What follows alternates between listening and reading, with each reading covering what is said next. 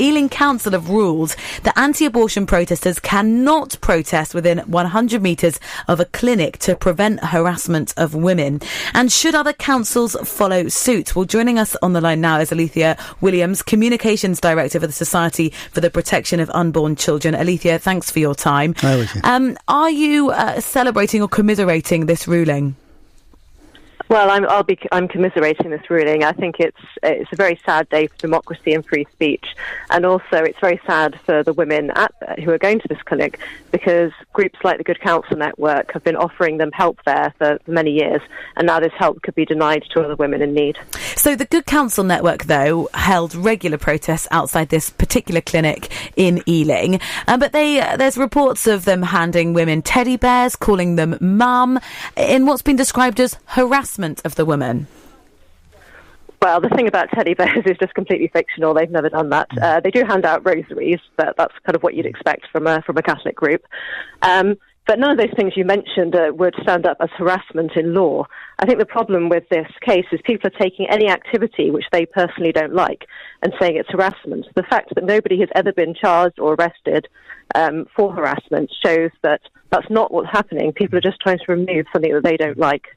Well, it's Charlie Wolf here. Now, listen, I'm totally on. Well, 99%. I can see one or two small areas where I can go with abortion, but I'm pretty much on side with you. But do you think, from a communication standpoint, okay, from what you do for a living, they're not helping themselves, are they? I mean, the perception is, whether it's harassment or not legally, this is not helping the cause, is it?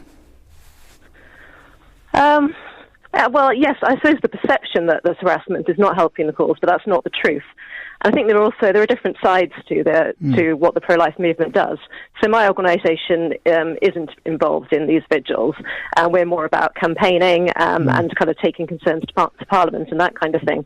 But we do recognise that it's not enough to just say that we're against abortion and try to change things. We have to help those women. While abortion is legal, we need to help people who are actually in need, those people who feel that they have no choice.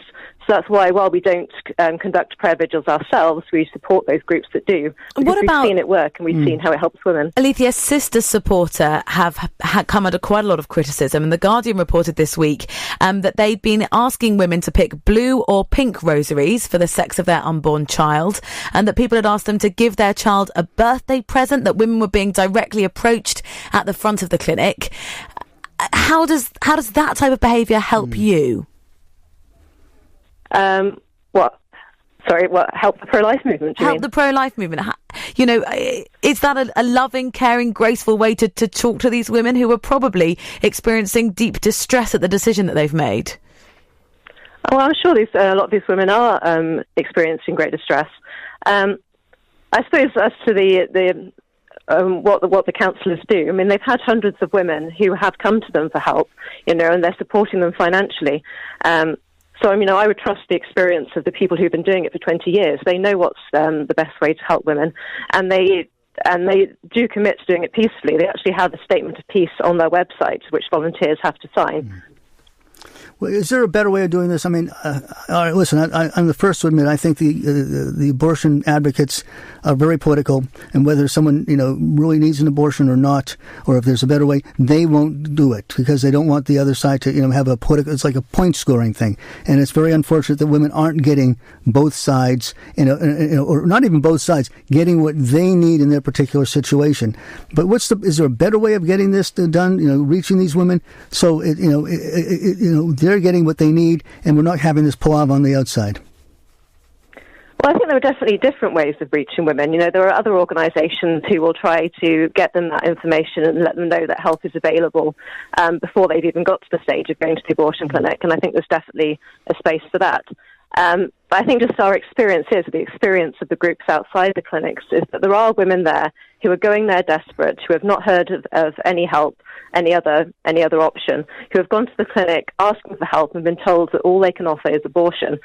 So I think that it's really important that there is a lifeline for these women who are desperate. But it's protesters kind of outside providing a lifeline, and they're still there. They're just 100 metres away. Handing out rosaries to me doesn't sound like, with all due regard to the Catholic faith, handing out rosaries does not sound like a way of providing that other information, does it?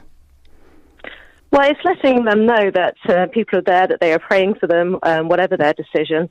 I think it's important to remember, actually, that, women who do have the abortion, the counsellors will still be praying for them and will, offer them counselling afterwards as well.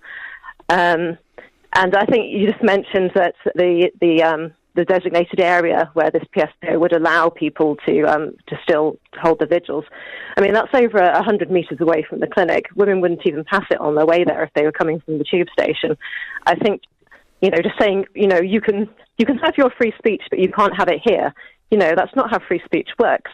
If you're telling people where they can stand, where they can do their lawful activities, then it's not free speech, it's not freedom of assembly. But there was a public consultation, Alithea, with more than 3,500 responses, and I think apparently that's the biggest single response to a consultation in Ealing ever. And Mark Wiltshire, the Director of Safer Communities and Housing, addressed this meeting they had on Tuesday and said that 81% of respondents had seen behaviour that concerned them, 83% had seen explicit imagery, and between 85 and 90% of the people who responded were supportive of this proposed public space protection order. This is about protecting people from harassment rather than clamping down on free speech. Well, I think when he was talking about these 80% of people, he was talking about ones who'd submitted in a certain way. There were over, I think, 1,500 submissions from an organisation called Be Here For Me, which represented women who have been helped by the vigils. So I think that's a kind of selective reading of the statistics. Do you think the behaviour of some few have tarnished the reputation of all the people standing there? I think that is possible. So, as I say, the main group there, the Good Counsel Network, have a statement of peace, and they certainly do not condone any of these activities. I can't promise that there hasn't been any individuals who have behaved in not such a good way. But if that is the case, then you should be able to find the evidence of this harassment and then prosecute those individuals. I think we're missing something. It's interesting. I think I was saying to Rosie before we came on air, when my son was born, I remember sitting there, waiting for a scan with my wife, and you'd see some, 16-year-old. I mean, here we were slightly older. We were in our 40s already, so we were, mature, allegedly. We were financially settled. We had a house. It was scary for us. Can you imagine what it must be like for 16? So why are we not reaching them and preventing these births in the first place? That's, I think, where we really need to concentrate. Yeah, as you say, pregnancy is scary for many people. And I think that's why it's so odd that this rhetoric has been thrown around so much, that a woman who is at an abortion clinic has made her decision and nobody should try and talk to her because she's made her decision. Well, I don't think that's true. As you say, pregnancy can be very scary, particularly if there's some situation which makes it more so, if there's financial difficulties, if there's coercion. And there is a lot of, not even necessarily direct coercion, even just subtle coercion, the partner not being supportive, the parents not being supportive. So many women who have come to the abortion clinic will not necessarily have made their decision, or they'll have made it on the basis of not having all the information or not knowing that there's any other choice. So, I completely agree with you. There should be far more support in society generally for pregnant women in crisis pregnancies. And surely it would be the ideal if help was offered to them before they get to the stage of going to the clinic.